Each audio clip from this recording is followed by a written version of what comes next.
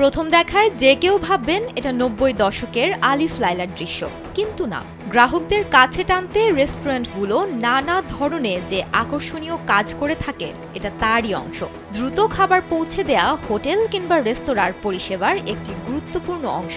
Order দেওয়ার সঙ্গে সঙ্গে টেবিলে খাবার এসে পৌঁছালে গ্রাহকদের সন্তুষ্টি বাড়ে। তাই উড়ে উড়ে খাবার পরিবেশন করার এক অভিনব পদ্ধতি চালু করেছে একটি রেস্টুরেন্ট।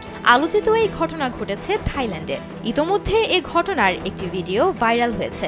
ভিডিওতে দেখা যায় একটি রেস্টুরেন্টে এক জায়গা থেকে আরেক জায়গায় খাবার পরিবেশন করতে ব্যবহার করা হচ্ছে জিপ লাইন।